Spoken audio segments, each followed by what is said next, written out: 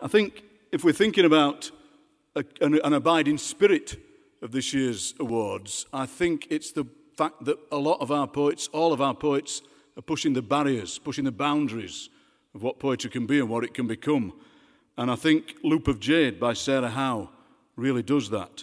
It's full of poems, lyric, conventional forms, longer sequences, shorter poems.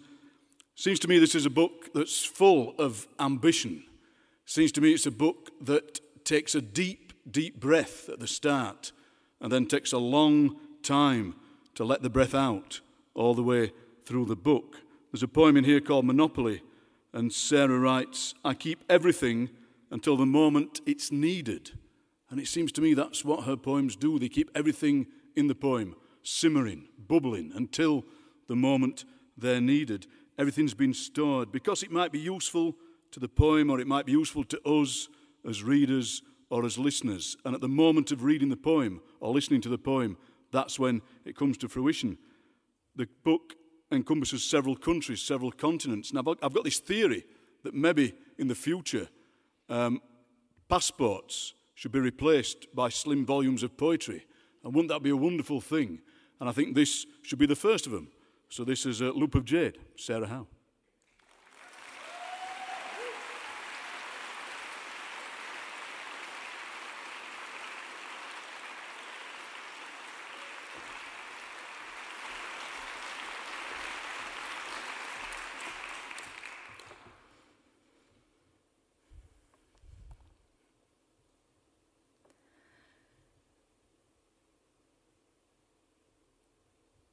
Something sets us looking for a place.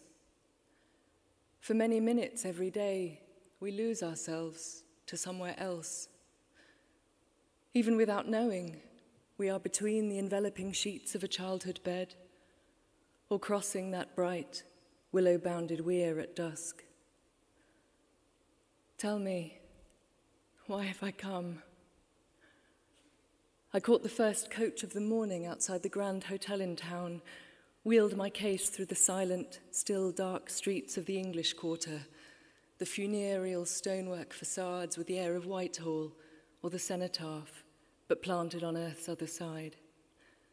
Here, no sign of life, save for street hawkers, solicitous, arranging their slatted crates, stacks of bamboo steamers, battered woks to some familiar inward plan. I watch the sun come up through tinted plexiglass.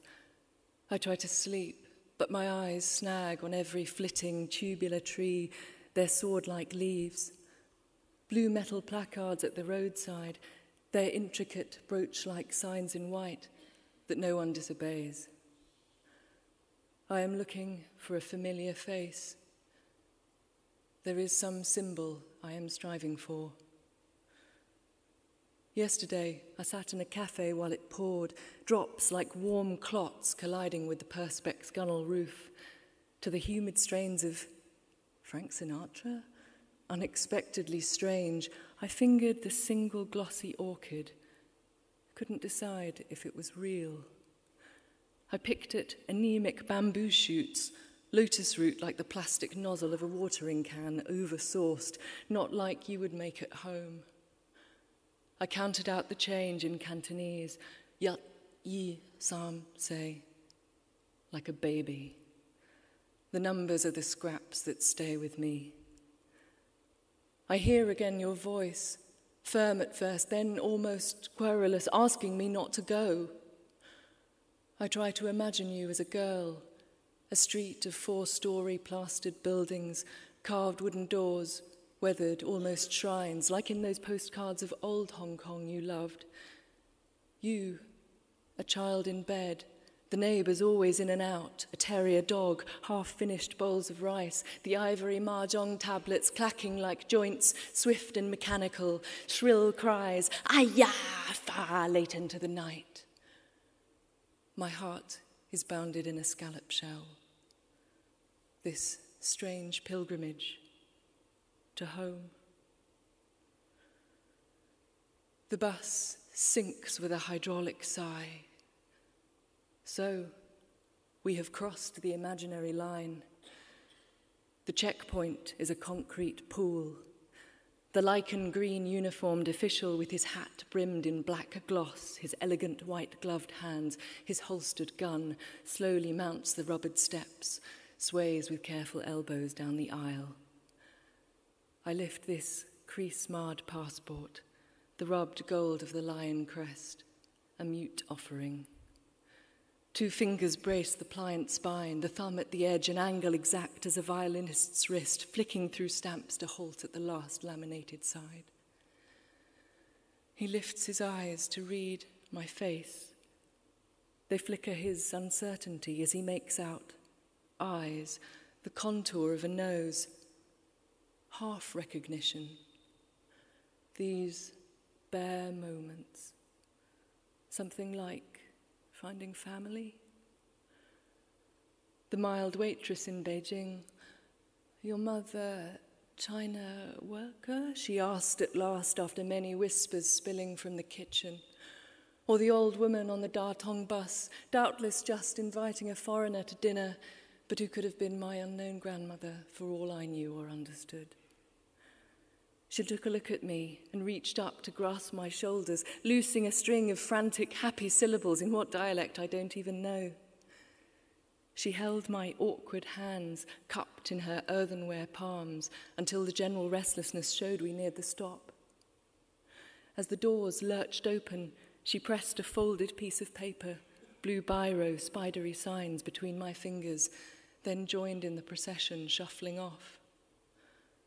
Some, I realized then, were in hard hats as they dwindled across the empty plain, shadowed by the blackened, soaring towers of the mine. Something sets us looking for a place. Old stories tell if we could only get there, all distances would be erased. Wheels brace themselves against the ground and we are on our way. Soon we will reach the fragrant city, the island rising into mist where silver towers forest the invisible mountain across that small span of cerulean sea. I have made the crossing, the same journey you, a screaming baby, made sometime in 1949 or year 1 of the fledgling People's State.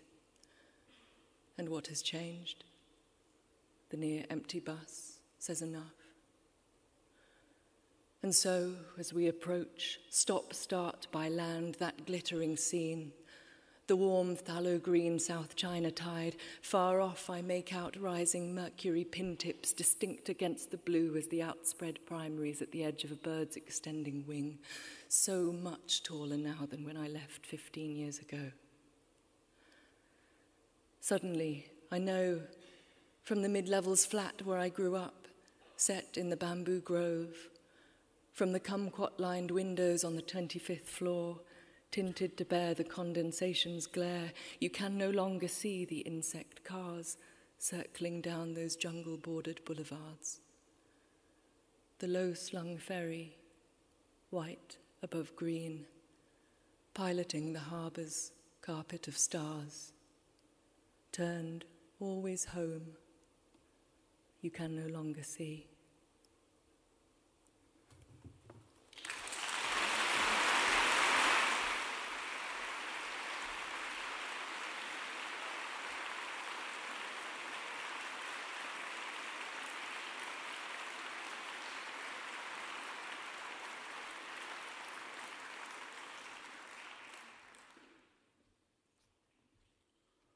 Thank you very much, Sarah. And don't forget that all the books that we're hearing from tonight will be on sale in the interval and at the end, and the poets will be around at the end of the show to sign them for you.